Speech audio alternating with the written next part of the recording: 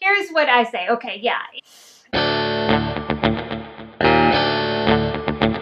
Rachelsey at the movies! Yay! We went and saw the movie Isn't It Romantic, starring Rebel Wilson. This movie was a take on all the romantic comedies. Basically, she gets trapped inside of a romantic comedy. Yeah. She plays the lead and starts with a flashback with her as a child with not such a great mom. Maybe being taught that, like, love and that kind of stuff that we see in movies isn't for girls that look like her and her mom. Yeah. And that life was just hard otherwise. And so she grows up, like, you know, we see her in the workplace. She obviously doesn't think that she has a lot of value. She's very codependent.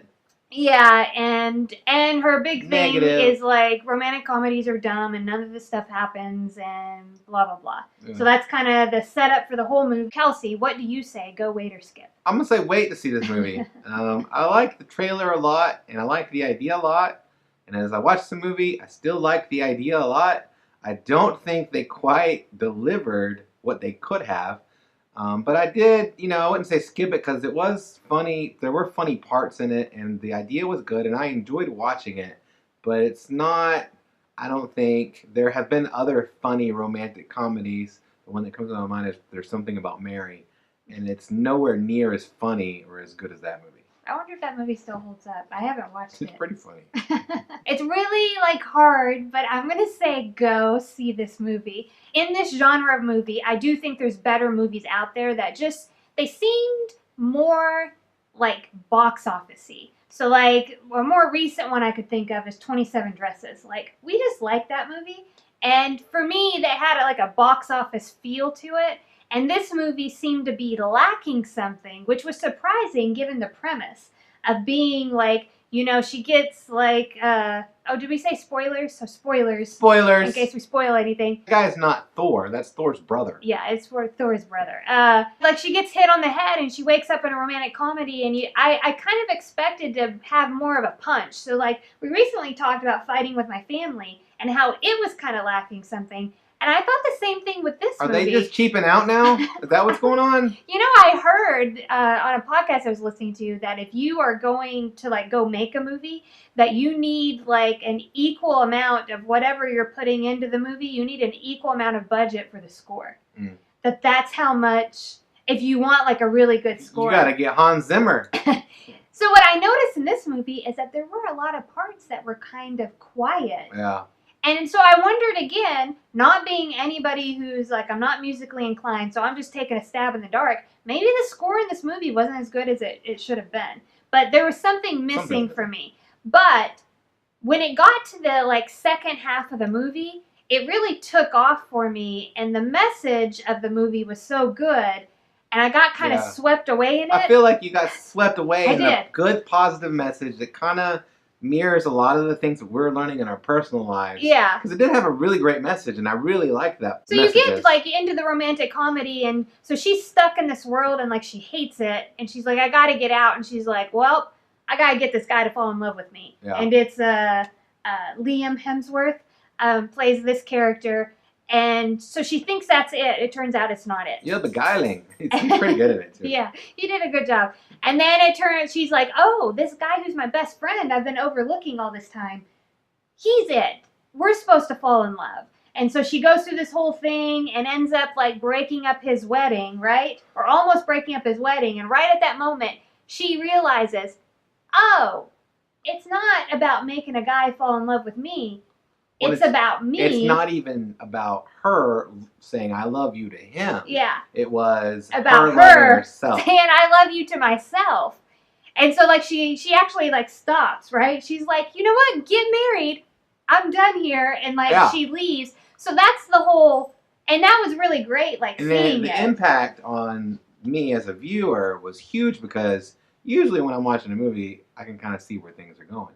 But when she stopped, when she said, because I love, and then she was like, I love me. I never saw that comment. It hit me like a ton of bricks. And I was like, oh, wow. Yeah. What a smart thing to do. And they pulled that part off. Yeah, for sure. Yeah.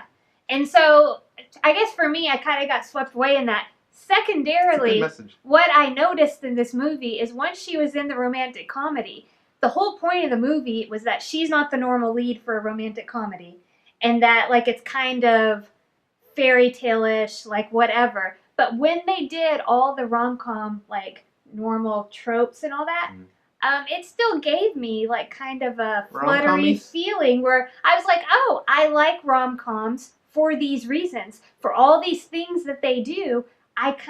It makes me feel a certain way inside. Yeah. So I enjoyed it even in the movie that was intentionally like over the top with being a rom-com at this point. Yeah. Because they like went in and it was, you know, flowers everywhere and all this. The music, I thought the music that they did play, like at the beginning when she's first in it, like there's a guy on a bike and he just happens to turn up his radio. Like who has a boombox? And he has it and I forget what song it was. But like it's like just a perfect rom-com song. And but like it worked. But it was just funny being in that, and I knew what it was. I still got those feelings, those like, you know, girly, you know. So I wonder if it affected me in a different way than it affected Kelsey, being a man, watching it. So I was just over there doing push-ups. The other thing is, I thought Rebel Wilson played the lead in this movie very well. So first of all, this was a different kind of movie where she wasn't the butt of the joke and it wasn't like a lot of crudeness. I thought she did a really good job. Secondarily, I was like, oh, Rebel Wilson can play the lead in a rom-com. Like, I didn't think she totally just did. The way that she looked, though, you could put her in a traditional rom-com that's not like intentionally like, you know, being a rom-com in like the worst way possible. You could put her in that and I thought it would be fine. I was like, you know, I don't think that you have to be the Hollywood stereotypical beauty. Like Rachel. You know, or like, you know, how Liam Hemsworth is playing the male opposite in this. I thought like, oh, you could have Rebel Wilson and then the other guy's name is Aiden something, I forgot, I think. But he was in Pitch Perfect. He's in the most recent Taco Bell commercial. That's a pretty good commercial. It's like, am I in the right commercial? I was like, oh, they both could be in a rom-com, and I would totally love it still. So I just thought that was an interesting thing to be able to see in this movie. You know, and speaking of Aiden, whoever, I hope he gets the next big Taco Bell movie trailer thing. Have you noticed that some rom-com type actors? Oh yeah, the guy from 27 Dresses is in a Taco Bell commercial, and so is another guy. The guy from Win a Date with Ted Hamilton is also in. So maybe he's in line for that. Maybe that's a step up. Yeah, I think I agree with you on a lot of your points. I really like the message of the movie.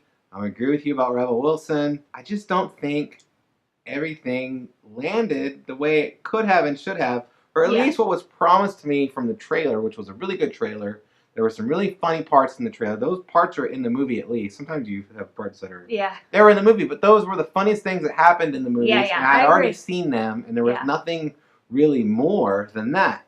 So while they do that type of thing with trailers to get you to come see the movie, I would hope in all cases in movies that they leave a little something else. Yeah. Especially there could have been comedy. More. It was like, don't show me all the funny parts, and then... Yeah. So, I don't know. I agree. So, I can't tell you to go see it. I want to. If you just want to go to a movie and you're bored, maybe you got AMC A-List like we do. Every time I say that, welcome AMC A-List, Rachel and I are like, yes, it's us. What did you think at the end when she was the parking garage? So in the movie, she's an architect, but the team that she's on, she always designs the parking garages. Oh. And I thought it was fine. And so at the end, she has this really creative idea for a parking garage, and the idea was not to overlook parking garages because they're important. Most of us have been in a parking garage at one time or another. Yes. So I thought it was cheesy and romantic comedy, like logic, but it worked and it fit the movie, and I thought it was fine. I didn't expect it. I didn't expect them to take the parking garage thing from the beginning and then at the end for her to be it. Was it a little bit on the nose? Like it was, but at the same time, I didn't expect them to pull that in. I was like, oh, she's the parking garage. It was a little on the nose. Sometimes, and when something's that on the nose, it can kind of like grate your soul, you know? You're like, But I thought it was fine. What's not on the nose is when people like, comment, and subscribe, because that is just something that you should do. And actually, with today's touch technology, you can like, comment, and subscribe with your phone. This is a phone here. Yeah. With your nose, you can do You that. can. I've done that. I've had to use my nose to too. navigate my phone. So if you want to like, comment, and subscribe with that, we appreciate it. We Use love your fingers you. or your nose. You want to come to the movies with us? Come on! You can't come. You